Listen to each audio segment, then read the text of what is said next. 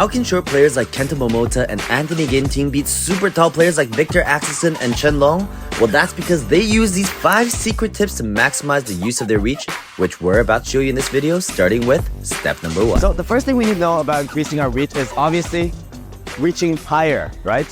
What do you think is a problem that a lot of people make when they're swinging? Not high enough contact point. And why do you think that is? Because at the point of contact, they're like slouching down too much. Their posture is not right. Okay, well, the most common mistake that a lot of people make on their swing is that they like to swing on their side. And you do this as well. Do you realize? No. You oftentimes like to use this part of your muscles, which causes you to swing to the side because you're not able to extend and to go all the way through, right? That means you're using a large muscle component when you're swinging and your shot is being slower and you're losing reach. In an ideal swing, you need to be going around and coming up, and then as we accelerate, we go all the way up and then we extend to here, right? By the time we contact, we're not using our large muscle group anymore. We can try one exercise, which is against the wall. So stand against the wall with me. Yeah. Faces against the wall, right? And then we turn forward, okay? Now we have to raise our racket up. So this has to be our ready position. Secondly, is to bring our elbow around here. Because on our swing, we always talk about 1, 2, and then 3. But no one actually does this 2 properly. Because in order for your reach to be high, your elbow has to be forward. So we're gonna do a 1, a 2, our elbows all the way here, and then we contact using our forearm, our wrist, and our fingers to accelerate into our 3 shot. So it's gonna be a 1, 2, and 3. Now you need to be able to translate this onto the shots, because one thing is when you start hitting, you're gonna start doing, oh, I'm doing back to my habits. I'm using this joint, right? Yeah. So in order to keep in mind of how you can keep this straight, you need to think of 1, 2. By the time we get to 2, all of our power is already accelerated into our elbow, okay? We're not moving back any more muscle groups from here. We're only moving from here. And 3 is from here and upwards we're hitting. So if we think of it that way, there's no way we're going to hit like this because you cannot hit from the side without using these muscle groups.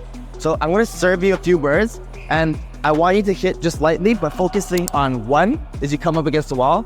2, you come forward to your elbow, and by the time you're 3, you're already using only muscles above your elbow to hit.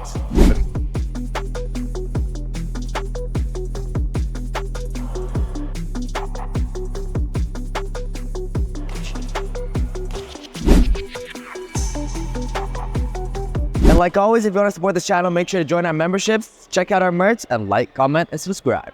So now we know to increase our reach. The second thing we can also do to increase our reach is to not decrease our reach. Does that make sense? No.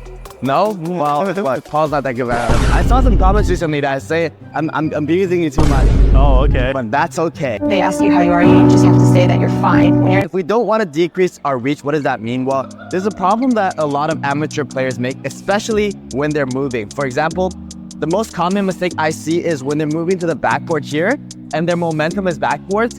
When they swing, they either fall backwards or they fall downwards on their shots, right? That's how you decrease reach. You're going backwards and downwards. So we want to prevent this, especially if our momentum is off balance. No matter what, even if we're behind or moving back, even if it's behind us, we are never falling down or back. We are always jumping up, or it doesn't have to be a full jump, but we are pushing up before we hit to do our 1, 2, and 3, okay? And it doesn't matter on which side, even if it's a defensive shot over here, we never let it drop and hit like this. We always come, we step, and then we come up and hit. So no matter what shot, there's always a up and then hit, up and then hit. Even if we're standing like this, it's up and then hit. Very small. What this up does is to prevent you from going down. And even though that little up is just a little bit, but it'll make sure that no matter what, you won't be dropping on your shot, which is a very common mistake that a lot of you are going to make, especially when you're running footwork. So now we know to reach and to not increase our reach. So we have the most basics down. What do we do next? Extend further. Yeah, and how do we do that? Jumping. Sliding. You have the Cristiano Ronaldo. You know, I used to know people in like the Asian provincial national team. They could tuck jump over this net. There was one guy that could tuck jump over this net. Crazy. I mean, I can go pretty far. Look, watch.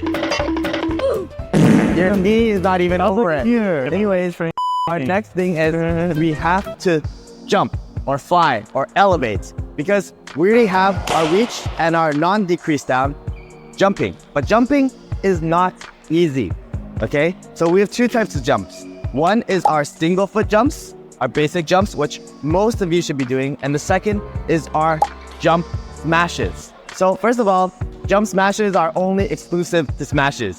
First thing you need to learn is how to use these type of jumps. Now, even these type of one foot jumps is split into two types. One is just the standing ones where it's more like a little hop or scissor kick. And the second one is when we're moving sideways and we kind of jump a little bit together, but still mainly from one foot, okay? So one thing that's important when you're doing these jumps is knowing how to scissor kick, properly scissor kick. The scissor kick is gonna be coming to this back of the court. We're gonna be starting in our position with 2 feet. We're pushing back off of our back foot. We're jumping, and then we're gonna be switching positions of our feet on these 2 lines. And that's gonna be a scissor kick. And one thing you wanna be doing properly when you're doing scissor kick is when you start, your center of balance is in the center. And when you jump and land, the momentum is going to return to the same spot. If you're feeling too sideways, too forward, too backwards, that means you didn't have good of a jump upwards and you may jump in another direction. So come try with me. We're gonna stand in here and we're gonna feel a center of gravity over here. And as we jump, we're jumping upwards and then landing with the same center of gravity, okay? Yes, and remember when we're scissor kicking, we are jumping up, okay? So it's always up. All right, let's try it with some birds.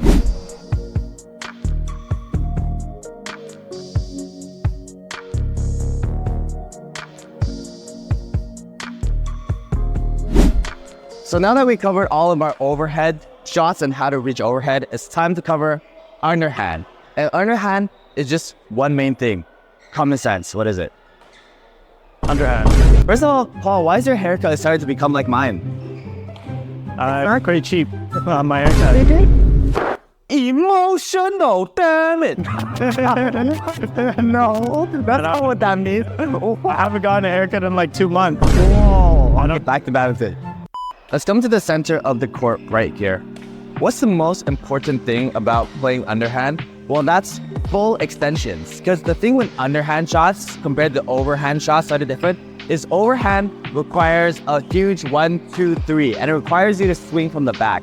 But underhand shots, most of the times, let's say for defense, only requires to reach and gently tap. Reach and gently tap. We're not really using our large muscle groups. Even when we're coming up to the net, we're going to be just coming to reach, net, reach, push, reach, lift. Very rarely do we use this whole muscle group. So one thing we want to feel when we're playing underhand shots is no matter what, our arm is fully extended. Now, you might worry that when we're fully extending our arm, we don't have enough room to swing. Don't worry about this because one, if you're receiving smashes, you don't need to swing. It already has speed. You just need to reach and block, reach and block. Second, if you're hitting shots like net shots, you also don't need to swing. Why? Because there's a fast shot coming at you. And also you're playing slower shots usually at the net, or a quick tap is able to get a lift up too. 7 out of 10. The most important part of why you're swinging small when coming up to net is you have a lot of speed coming up to the net, right? You're moving forward. I'm coming up with a lot of speed already. If I wanted to push, I already have a lot of momentum going forward. If I wanted to net, a lot of times I don't even need to do a motion, right? I'm just using my pure momentum to come up and net. This is different from the backcourt. From the backcourt, most times we're moving backwards or moving upwards, so we need to generate our own power. So one thing you want to feel like when you're running this type of underhand is you want to feel like you're fully extending, and how that's going to feel is you're also using your other arm to balance. Kind of like you're a sword fighter, right? I'm a sword fighter. Fencing is actually very similar forward. Yeah. I'm a sword fighter. I'm a sword fighter. I'm a sword fighter. And that's how you need to be when you're getting low shots too. You need to be coming down low. sword fighter. So, Paul, why don't you give it a try? Run some sword fighter footwork and let's see if you know how to do it correctly.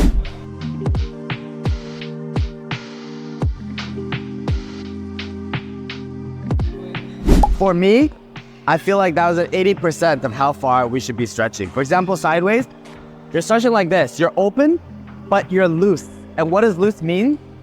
If you're loose, it means you're not actually stretching at maximum. Because if you were stretching at maximum, you'd be a little bit tense because you'd be at your maximum. I want to see a full stretch where you're reaching like, oh, you're being pulled apart, right? If you're loose, it means you're not stretching fully. So when we're practicing, we need to get into the habit of stretching fully. And this is the one thing you'll see that Peter Gay does very well, especially when he's getting ready for defense. He's opening very big for defense so that when it comes, they're not actually running a lot. They're just doing one really big stretch and they're stretching their maximum and covering that footwork. That's beautiful. Now do it from the center. Good. Do it 3 times. So good. So last thing we've covered the technical parts of overhead and underhand. The last part of reaching, and it's the most important, is our strategical and our mental reach. Our mental reach. Yeah. Okay. If you can't mentally reach the bird, how can you physically reach the bird, right? So how do we do strategic and mental reach? Number 1 is you have to know one of 2 things. What? The first one is that it's always hands before feet. Is this something you were aware of before? A little. A little, okay. But you never had a clear distinction. Like if I were to ask you, which should get there first? Would you have said hands or feet? I would have said hand. Really? Liar at an America copycat. My hair was longer than this guy. Shut your mouth. Okay. But most people, when they're playing badminton, they would answer, usually they would say, my feet need to get there first and then my hands. Because they think, how can I hit the shot if my footwork is not in position? This is incorrect way to think of it, because if you think of your feet first, you oftentimes overrun and you're too close to the bird. But if your hands are first, oftentimes you just need to take one small adjustment step to hit the shot. So that is 1, hands before feet. Number 2 is the mental reach, and that's prediction. How can you get your hands to places first? Well, you have to know where they're coming, because if you're always late and you're always turning, you're never going to be extending. So you need to keep in mind already, and you can see especially Momota and Peter Gay do this a lot when they're on defense.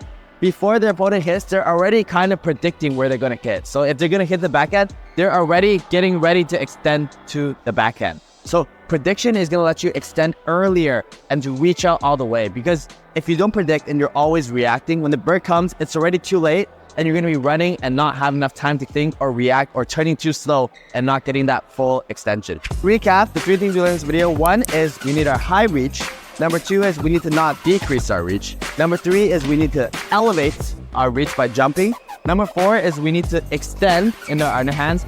And number 5 is we need to have our mental reach. If you guys enjoyed this video, please join our YouTube membership or check out our merch to support the channel. Until next time, make sure to like and subscribe. Tell Paul he's a copycatter. Huh?